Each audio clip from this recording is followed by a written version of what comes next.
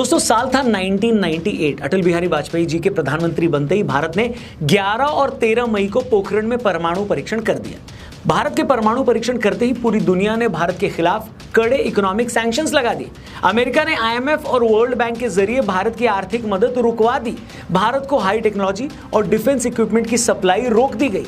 Japan और यूरोपीय union ने भी भारत पर ऐसे ही सैंक्शंस लगाए। यही वो वक्त था जब सोवियत संघ के टूटने के बाद रशिया भी खुद को संभालने की कोशिश कर रहा था। चीन को भी महसूस हो रहा था कि उसके बढ़ते आर्थिक विकास से अमेरिका और यूरोपीय देश खुश नहीं है। ठीक इसी वक्त रशिया के उस वक्त के विदेश मंत्री इगोर इवानोव ने एक प्रपोजल दिया कि भारत, रशिया और चाइना को मिलकर एक ट्रोइका बनाना चाहिए। ट्रोइका मतलब 3 देशों का एक संगठन बनाना चाहिए। इस संगठन को बनाने के पीछे सोच यही थी कि ये तीनों देश मिलकर अमेरिका और यूरोप की दादागिरी को काउंटर कर सके। 1998 में ये प्रपोजल दिया गया था। तब से अब तक RIC की 27 बैठकें होनी थी, मगर इस दौरान इसकी 20 बैठकें हुई और 2020 में चीन ने जब गलवान में बदमाशी की तो भारत और चीन के रिश्ते बहुत खराब हो गए। उसके बाद RIC की कोई बैठक नहीं हुई। मगर इस वक्त फिर दुनिया में हलचल मची हुई है। यूरोप और अमेरिका रूस और यूक्रेन वॉर में यूक्रेन का साथ देकर रूस पर प्रेशर बना रहे हैं। अमेरिका और चाइना के बीच ट्रेड वॉर शुरू हो चुका है। इधर भारत और पाकिस्तान के बीच ऑपरेशन सिंदूर के बाद रिश्तों में काफी तनाव है। ऐसे में रशिया की तरफ से एक बार फिर पहल की गई है। रशिया के विदेश मंत्री सर्गेई लावरोव ने कहा है कि भारत, रशिया और चीन को मिलकर फिर से RIC को रिवाइव करना चाहिए। उन्होंने ये भी कहा है कि नाटो देश चीन को लेकर भारत को भड़का रहे हैं। वक्त आ गया है कि RIC फिर से साथ काम करे।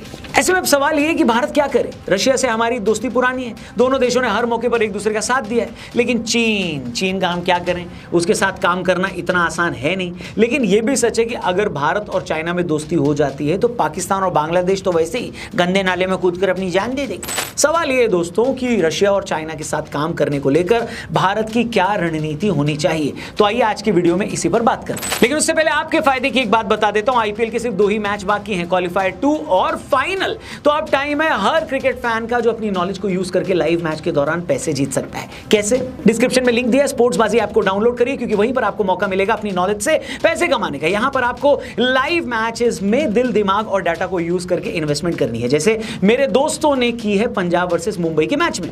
अब यहां पर एक लाइव मार्केट है। क्या पंजाब ये T20 मैच मुंबई से जीत पाएगी? तो मेरे दोस्तों को लगता है कि ये मैच पंजाब नहीं जीतेगी, तो उसके मुताबिक उन्होंने अपना इन्वेस्टमेंट नो पर कर दिया है। अब उनको पूरे मैच में रिस्क लेना नहीं है, तो पहले से ही स्पोर्ट्सबाजी पर एग्जिट फीचर यूज किया है। और अब जब भी मुंबई मैच में एक अच्छी पोजीशन में आएगी तो ये इन्वेस्टमेंट प्रॉफिट के साथ ऑटो एग्जिट हो जाएगा। ऐसे बहुत सारे सवाल आपको स्पोर्ट्सबाजी की लाइव मार्केट्स में देखने को मिल जाते हैं। अब मैं आपको एक खास बेनिफिट के बारे में भी बताने वाला हूं।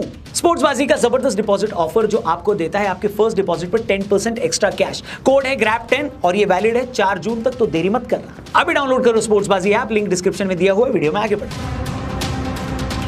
एक बात बार बार साबित हो चुकी है कि अमेरिका से बड़ा वाला मुल्क दुनिया में और कोई नहीं है। आप तालिबान से लेकर अलकायदा और ISIS तक दुनिया के सारे आतंकी संगठन उठाकर देख लो। हर आतंकी संगठन को खड़ा करने के पीछे अमेरिका का हाथ है। अमेरिका की हमेशा से यही रणनीति रही है कि कैसे 2 देशों को आपस में भिड़ाकर उनमें लड़ाई कराई जाए और बाद में इसी लड़ाई का फायदा उठाकर अपने हथियार बेचे जाए। आपको क्या लग रहा है, यूक्रेन को 1.5 साल से रशिया से किसने भिड़ा रखा है? इसी यूरोप और अमेरिका ने।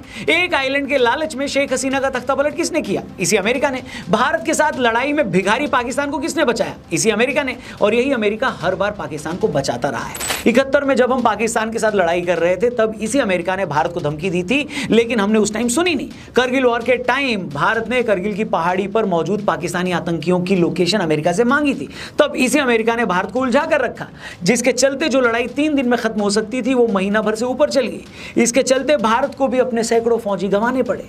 और चीन के साथ गलवान वैली की लड़ाई के बाद जब अमेरिका ने भारत को कहा कि आ जाओ हम लोग मिलकर क्वाड बना लेते हैं जिसमें अमेरिका और भारत के अलावा जापान और ऑस्ट्रेलिया भी रहेंगे, तो ऐसा करके वो भारत की मदद नहीं कर रहा था, बल्कि भारत और चीन की दुश्मनी का फायदा उठाकर भारत को चीन के खिलाफ खड़ा करने की कोशिश कर रहा था।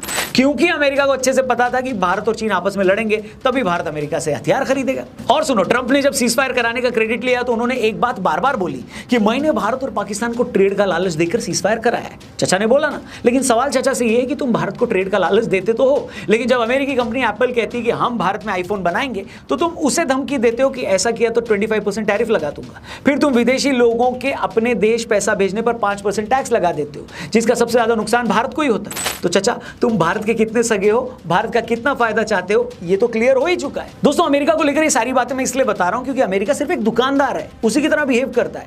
रूस की तरह आप अमेरिका से किसी गहरे रिश्ते की उम्मीद नहीं कर सकते, ये बार बार प्रूव हो चुका है। और इसमें कोई शक नहीं है कि ऑपरेशन सिंदूर के दौरान हमने ये भी रियलाइज किया कि हमें कुछ अच्छे दोस्तों की जरूरत है। अब वो दोस्त अमेरिका तो बन नहीं रहा, रशिया हमारा दोस्त है लेकिन रूस तो चीन का भी दोस्त है। रूस का चीन से ट्रेड $250 बिलियन के आसपास का है। यूरोप और अमेरिका के बैन लगाने के बाद रूस को चीन की बहुत जरूरत है। ऐसे में रूस किसी कीमत पर चीन को तो नाराज नहीं करेगा, लेकिन रशिया किसी कीमत पर भारत से भी अपनी दोस्ती खराब नहीं करना चाहता। भारत रशिया से तेल और उसके हथियारों का सबसे बड़ा ग्राहक है।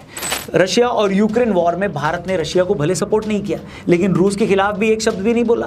और दूसरा, दोनों देशों के बीच रिश्तों की लंबी हिस्ट्री रही है। ऐसे में रशिया भारत के साथ तो अपने रिश्ते किसी भी कीमत पर खराब नहीं करेगा। इसी के चलते रशिया को फिर से ये रियलाइज हुआ है कि अगर चाइना और भारत अपने मुद्दे निपटा लें और तीनों देश आपस में आ जाएं तो ये तीनों देश मिलकर अमेरिका और यूरोप की दादागिरी से निपट सकते हैं।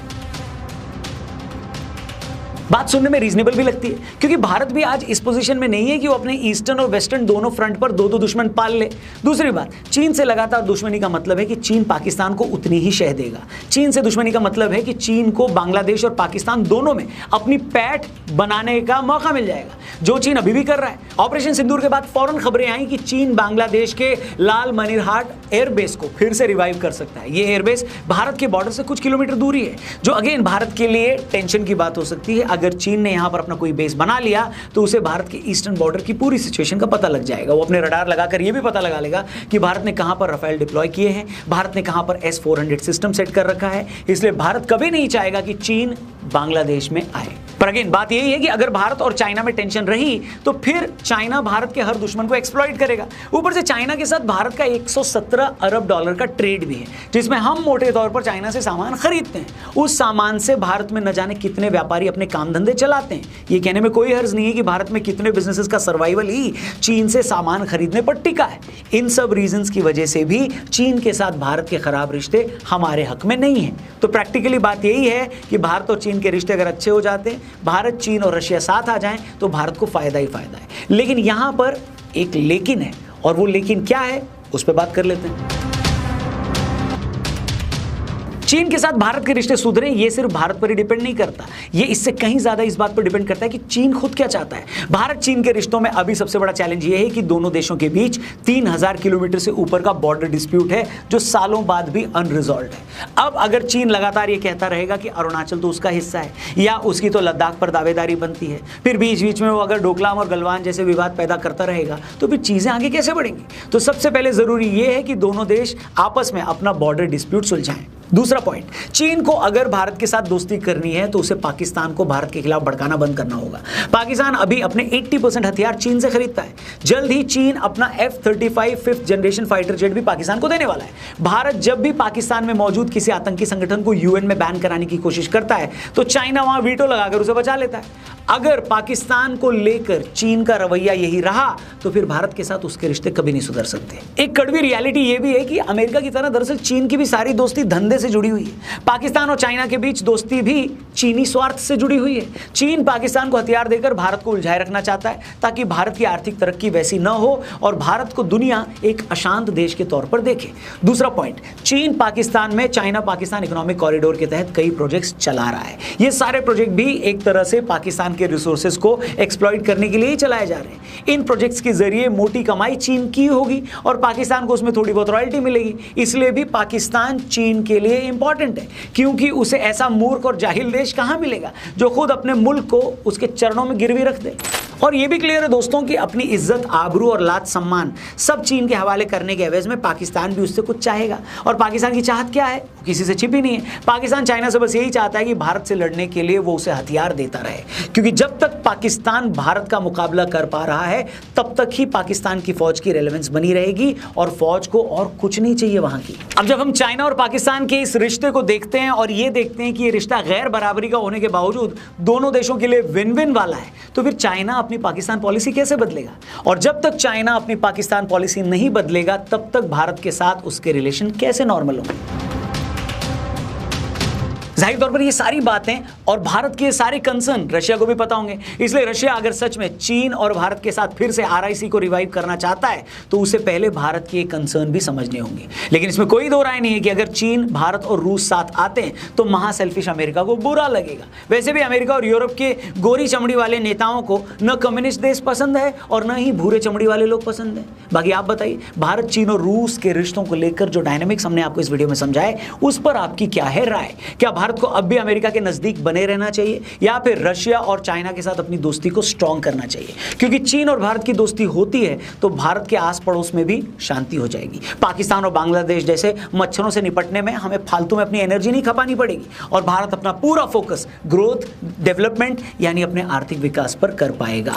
बाकी आपकी जो भी हो रहा है कमेंट करके जरूर बताएं। वीडियो पसंद आई हो तो इसे अपने दोस्तों से जरूर शेयर करिएगा, चैनल को भी सब्सक्राइब करिएगा। जाने से पहले फिर से याद दिला दूं, डिस्क्रिप्शन में स्पोर्ट्स बाजी का लिंक दिया है, जरूर डाउनलोड करिएगा उस लिंक पर क्लिक करके, क्योंकि आपको बड़ा प्रॉफिट सिर्फ यहीं मिलेगा। थैंक यू फॉर वॉचिंग, जल्दी मिलते हैं, अपना ख्याल रखिए। जय हिंद, वंदे मातरम।